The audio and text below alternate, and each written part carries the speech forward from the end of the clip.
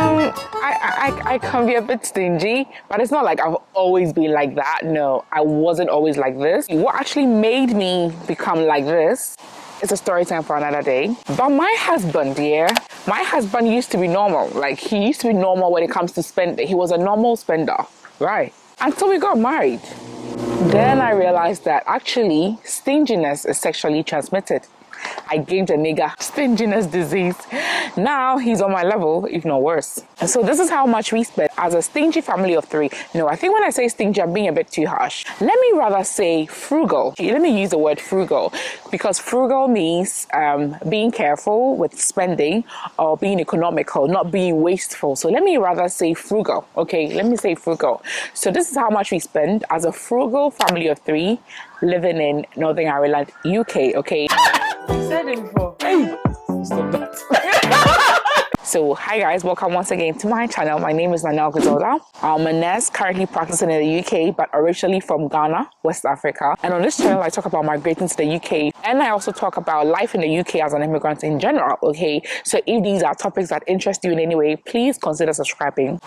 So this is how much we spend as a frugal family of 3 living in the UK. So let me not beat about the bush. Let me just start by rent. Okay, so even before I moved to the UK, I made a calculated decision that I'm not going to pay so much on bills. Okay, so that is what led to me choosing Northern Ireland, because I knew that it was much more affordable than most parts of the UK. So currently we pay 525 for a 2-bedroom apartment. If you are a frequent viewer of my channel, you're a subscriber, you've probably heard me mention this 1,000 times. Yes, so we pay only 525 for a 2-bedroom apartment in Belfast. That's the heart of Northern Ireland. We actually live very close to the city centre, and we only pay 525.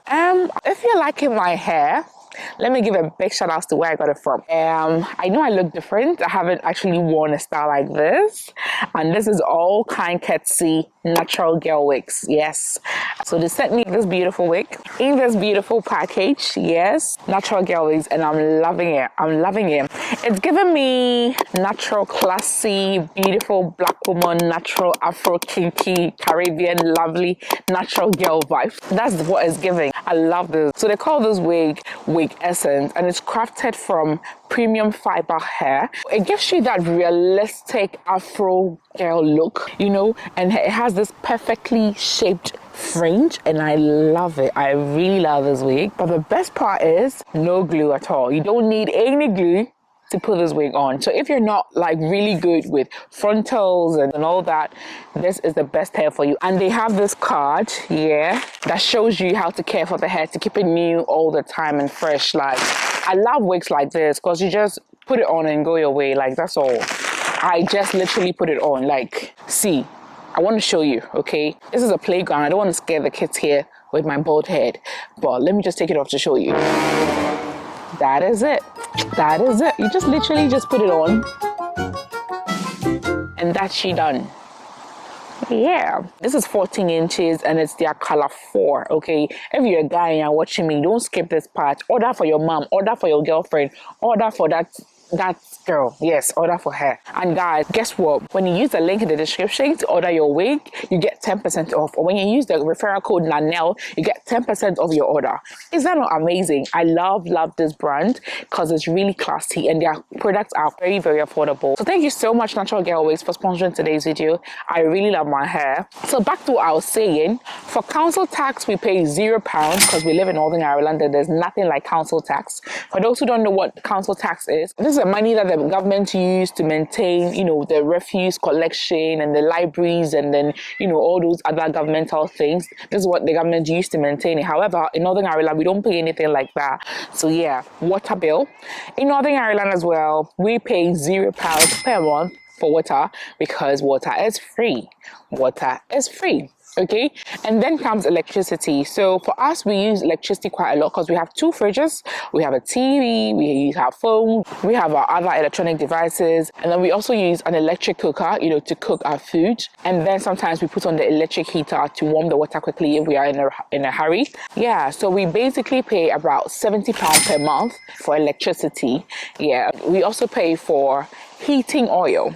Okay, so unfortunately, where we live, we use oil. Okay, some homes in Northern Ireland use gas. That's much affordable, because I know of people with the same size of family and the same size of apartment like us, and then they pay like £30 per month or £40 per month. But unfortunately, because we use oil, which is on the higher side, we pay around £70 per month for oil. Okay, but we don't pay for oil every month, because when it's in the warm month like summer, like in the past 2-3 months, we've not even had to buy any heating oil because it's already warm. Okay, but averagely we pay around £70 per month for heating oil to keep us warm in the house. And the fact that there's always somebody in the house, because we have a baby and there's always somebody in the house taking care of the baby, we use it quite a lot when it's cold. So we spend around £70 per month for heating oil. Groceries. Okay, so for groceries, what really takes our money is African market and baby food. So obviously, because African market, you know, they have to import the foodstuffs like the yam, and then because those things can't be found locally, it makes the price a bit high. Okay, so for instance, when I'm buying yam, they actually weigh it and then they price it. Can you imagine? Yam, just a common yam, like even garden eggs, it is weighed. Can you imagine? Like, I just recently did a shopping video talking about groceries. If you are in Ghana, right, and you're looking for affordable UK groceries in Ghana, go to retail_GH on Instagram. Just WhatsApp them and they'll get you everything you need, whether it's from Lidl or Tesco, or they have all the groceries that you can get in the UK in Ghana. I'll leave a link in the description to their Instagram page so you can see it. When you go to tell them that Nell sent you, okay, whatever you want, like any UK grocery, you get it there. So for groceries, like I was saying, that's what takes most of our money, because baby food is expensive when we have a baby, and also because we spend a lot in African market. So we spend around £600 each month on groceries. That's quite a lot. Let me talk about entertainment real quick. So entertainment, like going out, eating out, you know, for a family of 3 for us. We try not to do that too much. As a frugal family, we try not to overdo that, because we realize that if you make it a habit, you're going to waste all your money on takeout and fast food, honestly, and you may not be able to save much if you continue buying food outside. Okay, it may seem like, oh, it's just £12, oh, it's just £15, but multiply by the number of times in a month and you realize you're in the hundreds of pounds. So what we do is we have made a deliberate attempt to buy out in a month only twice, maximum 3 times. We order Chinese and that's it. So I cook in bulk, I put them in the fridge, and then we take out and then we warm and then we eat. I cook in bulk when I'm off, and that has been really helpful and that has been very economical. And even with buying out, we make sure we don't exceed a certain number. My husband loves Chinese and I love Chinese, so twice in a month, at most 3 times in a month, we order Chinese. And we have specific amounts that we buy. We don't go above that budget, okay? So that has also really helped. For entertainment, we try not to make that our priority, because we can actually have entertainment in the house, okay? When we are both off, we have a good shower, we cook a good meal, we get a bottle of wine, we make sure that little one is asleep. And as a couple, we have our date night. You know, turn on the lights, watch a good Netflix movie, you know, cuddle. I cook some food, we have our wine, and then the rest is history. You get me? You know, that is entertainment enough. Oh, I don't have to go to a restaurant, go to a cinema all the time. That would be a waste of money. We spend quality time together. We create fun moments in the house ourselves, so that way we don't have to waste so much money. Also, entertainment. We try to take advantage of free entertainment. So for instance, my church has barbecue a lot. So we make sure if you are not going to church that month, as for that barbecue, we will attend. So like recently, my church was at the beach. So we had so much fun at the beach. That was free. Food was free. You know, like, free things are nice. And talk about entertainment as well. We pay for Netflix. I pay $10.99 for a monthly Netflix subscription. And my husband loves Amazon Prime as well. It's also just like Netflix, but he says they have so many movies that Netflix does not have. So we pay £10 for Amazon Prime as well. And obviously we need Wi-Fi to be able to access all these things. So we pay $41.25 for monthly Wi-Fi. Initially, I used to pay way more than that, but then I checked and I realized that they had so many other services that I was not even using. That was why I was paying £60 plus. So I called them, I cancelled all the other things that I was not using, and then I stuck to the cheapest option, which was like 41.25. So if you have any of these things, then just check. Probably you're not even using all the services. So you can check and then you can cut some things down, and then you get like the lower option or the lower package or whatever. Okay, because you're probably not even using everything.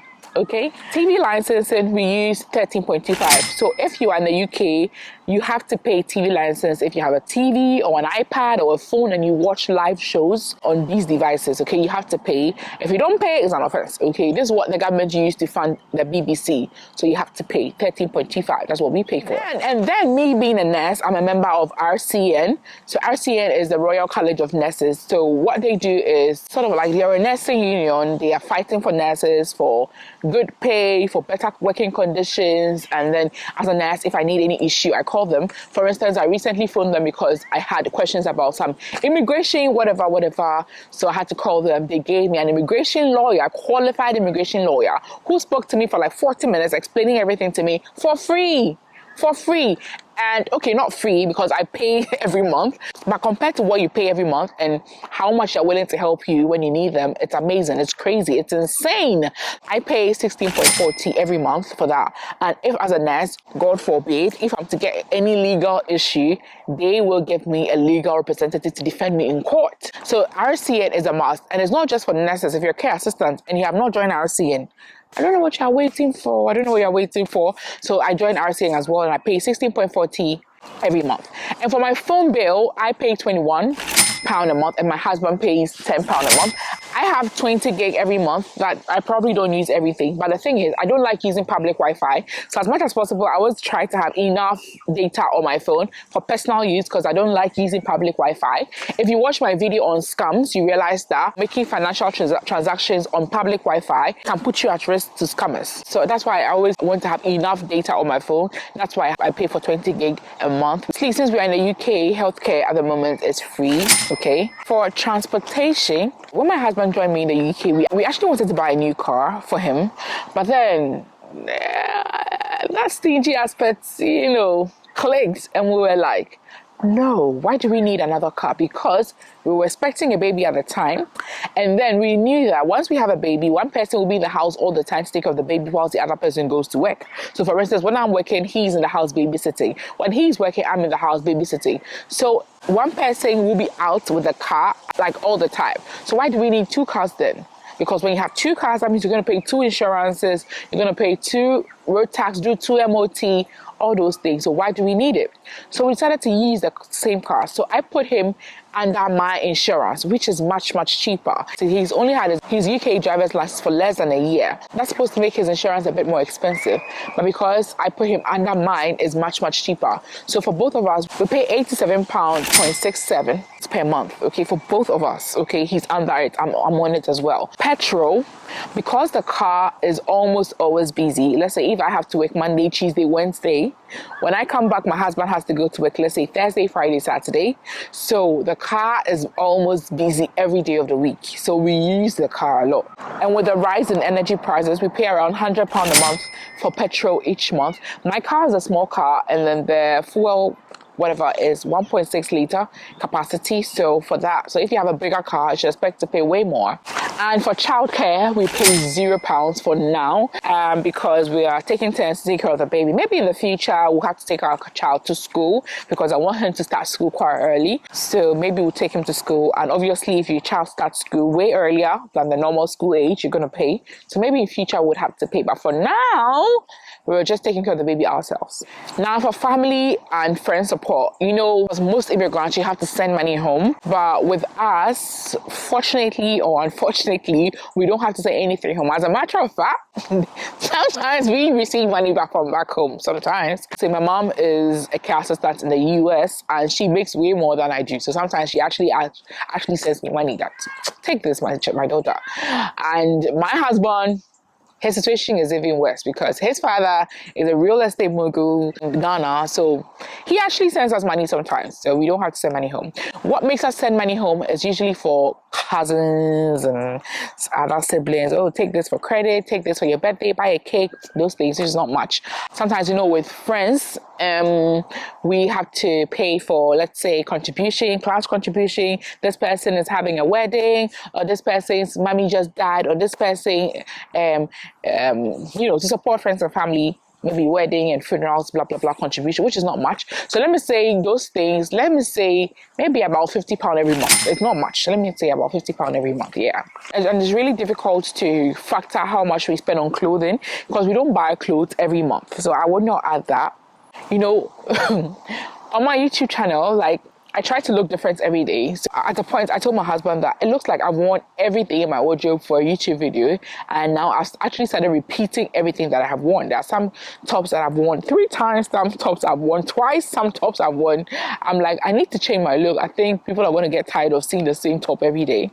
So he's like, but you haven't worn everything of mine. So instead of buying new clothes, I started wearing my husband's clothes for my YouTube videos. So if you see me with a hoodie or a shirt, it's for him. It's probably for him. Frugal mentality. Because if I decide that I'm going to buy a top for every YouTube video, you can imagine how much I'll spend. So I started wearing a man's clothes. So now what happens when I finish wearing all his clothes? Maybe I start wearing my baby's clothes. Basically, we spend around 1,700 a month for all our bills. Okay, and if you are way frugal than we are, you can spend much less on, I think, the grocery aspect, and then maybe the other things. Comment below how much you and your family spend per month. Let me know. I really want to know. How much do you and your family spend in a month? Comments below. Are you in the 2,000s or are you in the thousands? Because I know that for some people that live in London, their rent alone is like 1,200. So that's like over half of my family's expenditure. Okay, so thank you so much, guys, for watching. This is how much we spend as a frugal family of 3 living in Northern Ireland, UK, as immigrants. Thank you so much. If you enjoy this in any way whatsoever, please hit the like button and subscribe as well. Thank you so much for watching. Bye.